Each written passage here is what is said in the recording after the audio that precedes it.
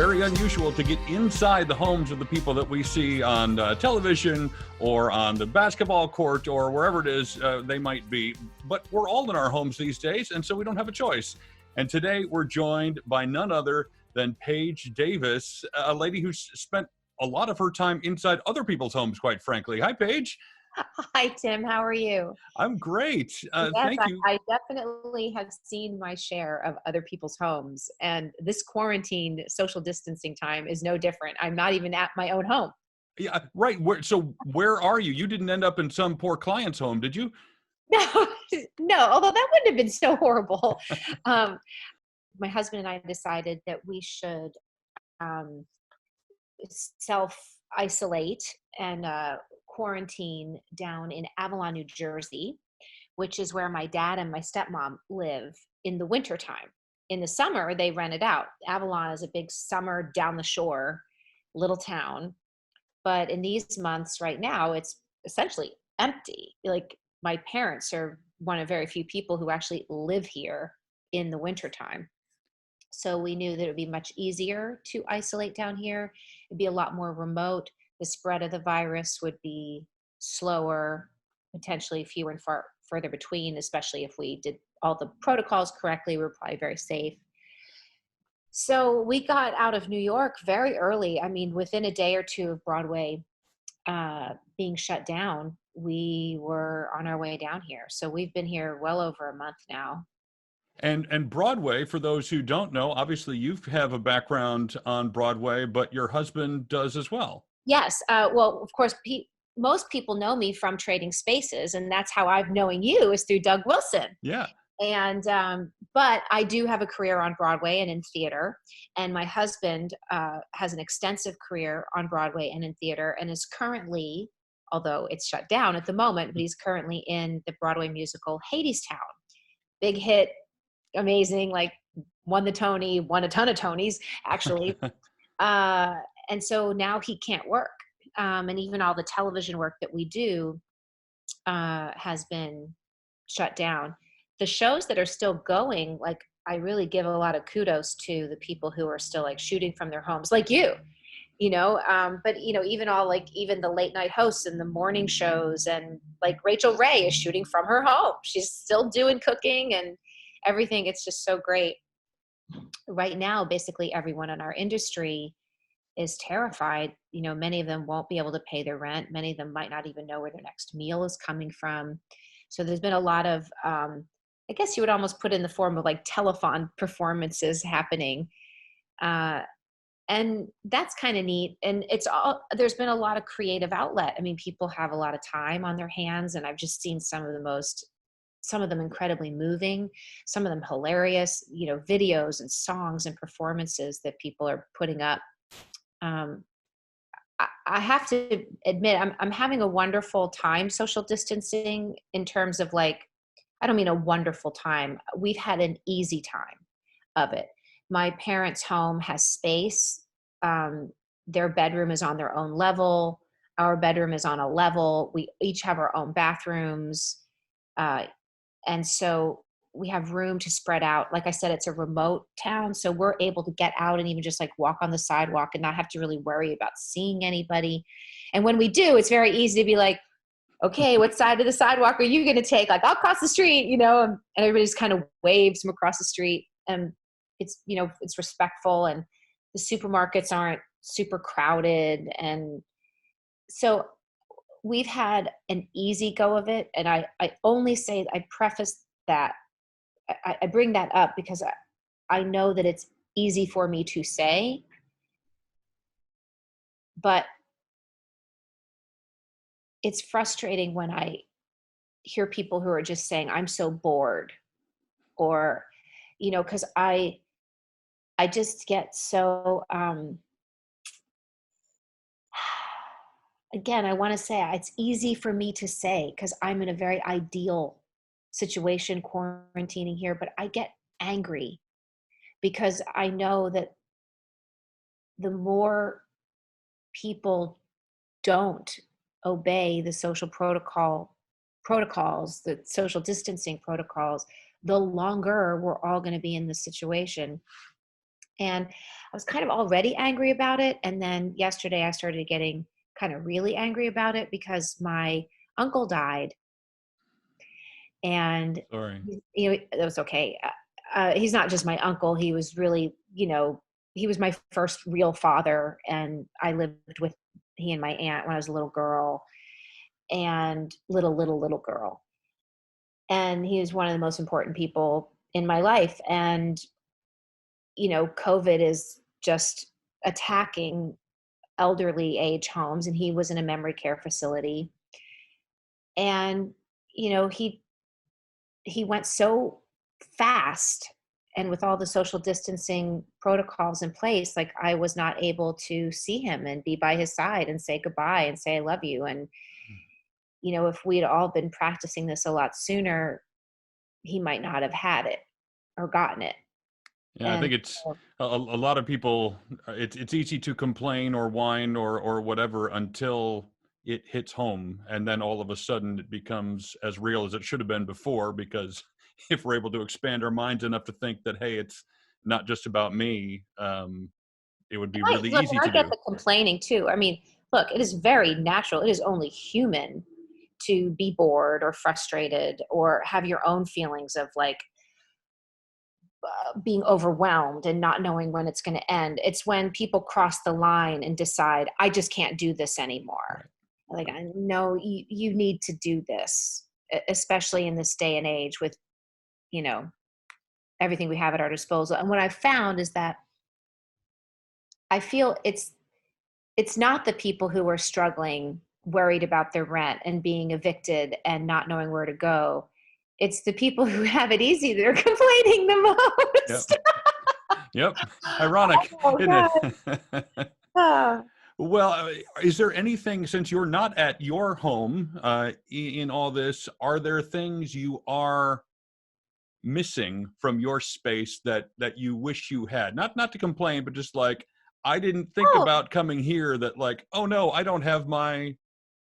oh, well, I mean, if we're going to go straight there, I didn't bring my bathing suit because I didn't think I would need it. And it's still cool down here, down the shore. It's not summer by any means, but if you lay outside in the sun, at a certain time of day, you'll get hot. I could like totally be working on a quarantine right now. Oh yeah, man, have you trademarked that phrase? You should. I should, but I actually stole it. Oh, well, they should have then, if you take it. They should. Here's my chief complaint. Here's my chief complaint right here. This is my chief complaint. It's going to be the new fashion hairdo of 2020. If you part it in the middle, then you can get the skunk thing going right down the center if There you'd we like. go. There we Yeah, go, Tim. Good nice. for you. Wow. That's Yeah, what I'm talking about. See, I not mean, everybody knows that's under there. no, Now everybody knows that's under there. quite honestly, you don't look a day older than when I first saw you on Trading Spaces, Oh, that's very sweet. so I wouldn't have guessed. I went gray very early. I'm 50 now, but I have had this white hair. My whole head has been white for, oh my gosh. I mean, at least 10 years, and I know it's longer than that. Wow. Yeah, I just Yeah, went real early. I don't know why. Maybe some of it's genetic right. but I got to tell you, that was one of the first things I thought headed down here. And when we started realizing that this quarantine was going to go like way longer than a month, I was like, oh, my roots. I could do them myself, but I'm afraid. I was just saying, do you like your parents or your husband have any experience in doing any of Well, that? here's the thing. I bought the box of stuff, and but I'm still really nervous. Like my parents, they take very, very, very good care of their home, and it's like immaculate here. And I love that, and I'm very similar to that. But I'm like terrified I'm going to stain something. I got the I've never done it myself. I got the applicator one that you can. It's like the comb is like right in it, and the Okay. stuff falls through it. So you don't have to like drip. But I still feel like if I get in the shower, what if? I'm just too like nervous. I'm gonna try to see how long it grows and see if I can like rock a Helen Mirren or something. You know, if she can do it, you can do it. There's no reason not to. What about you? How are you? Like quarantining, and You what's your, know, I don't know anything about your family or yeah, I so divorced, 2 kids, so I have them some of the time. The rest of the time, I'm here by myself. But you just go, they schlep back and forth. they do, and it's they've been super safe doing it, and it's been way better that way than not seeing them at all, Of quite course. frankly. Oh my God, that's Um, devastating. but I work in sports a lot in addition to television. So I do public address announcing for the Indiana Pacers and for the Chicago Fire and the University of Illinois. So I'm in generally stadiums this time of year, talking to 20,000 people at a time, and that's not happening at the moment. How has So that been for you? Is that like doing just this kind of like one-on-one Zoom interview, or you're like having to completely change your paradigm?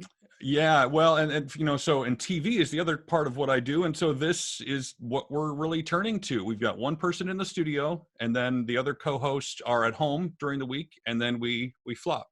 So every week we kind of flip back and forth, and some of us work from home and some of us work from the studio, and we do one bit every day where we're all together on Zoom, and then the rest is all recorded like this. So, Well, I applaud you. I just think that's super, super, well, super great. necessity's the mother of invention, right? So, That's right.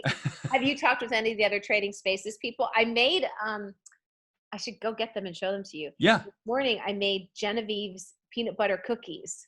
Oh, did you really? Well, if you, anybody you talk to from our group, you will have a good time. I mean, every single person is so nice and so great. And Yeah, that's one thing I think that made the show so good, quite honestly, was it felt like you all got along so well. And maybe that was for TV, but from all the no, pictures it I've seen, it doesn't true. seem It's like it. 100% true. We were, I talked about it some when the show was originally on, but in particular, the show just went through a huge reboot a couple years ago. Mhm. And so there was a lot of press surrounding the reboot. So we were doing like many, many interviews in a row, more than maybe normal. And I found myself saying over and over and over again, we're like a family. And I didn't really mean that in the saccharine way that it sounded. I really meant it like literally. Like we're really like brothers and sisters. We love that fiercely. We fight that fiercely. We bicker that fiercely. Oh, there's the towels. See, laundry. It's Uh, real my world. big chore for the day: I peanut butter love it. cookies and laundry. Woo woo. Um, and we make up that fiercely, and we protect each other. Like a tribe that fiercely, and yet I could say the meanest stuff to like Doug. I mean, I say the meanest stuff to him, all of which I mean like about this much, but mostly I just can't resist the joke. He is kind of fun to mess with. He's so fun to torment. It's so great.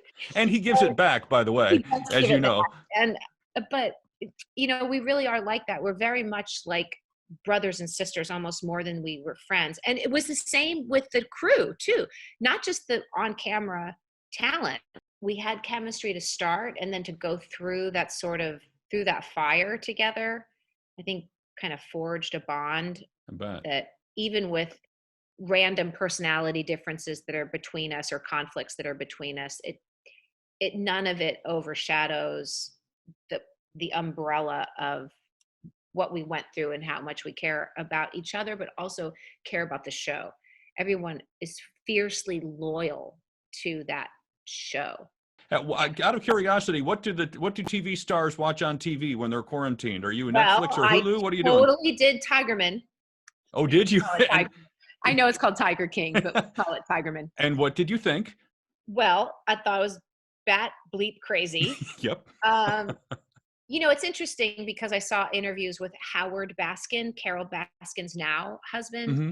and he was saying that, they really felt misled. But then I saw a Netflix response to that. There's always two sides to every Yep. story. And it was fascinating, hard to watch, because I think that Netflix original intent of shining light on these cats being abused was there. And I think that came through. So it was it was painful to watch, but then it was also just like awkward to watch these two narcissistic personalities, not even just narcissistic like into themselves, but like literally clinically narcissistic people. I was just, you can't make that up. No, and you couldn't turn away. That's the thing, is the crazier it got, you just had to see what more crazy was coming, right? Yeah, we binged it super fast. Besides Genevieve's peanut butter cookies, what else has to be in your cabinets? Like, if when the times you'd go to the store that you've got to bring stuff home, you have to get what? Potato chips. Apparently, my husband has decided that he's going to live on potato chips. I believe this happened because there was a sale on potato chips, and my stepmom, Katie, brought home a bunch of potato chips because it was this big sale. And Patrick went through what I think was supposed to be like a month's supply of potato chips in like 3 days. And now he has a thing for them. And now we can't keep it in the house. The other thing that is always the case and is becoming difficult because you don't want to go to the store too often, Right. is I've got to have tomatoes in the house. My husband loves tomatoes. It's his favorite food, other than, I guess, now Potato chips. But you can only buy so many that will last, they'll go bad. Right. We try to go like only every like week and a few days, or maybe even 2 weeks. And you can't keep tomatoes that long. Not really. They start getting so gross. that and toilet paper keeps you going back, and apparently hair stuff. Well, we were running out of toilet paper, and my stepmom called the Acme and she said, are you by any chance have toilet paper in stock? And they said, we do. We're putting some of it out right now. So like literally in our pajamas, we threw on our sneakers and went to the Acme, the both of us, because you can only get one. But if there are two of you, I'm like, we should both go. We'll pretend we don't know each other. Paige Davis, gaming the system. I love it.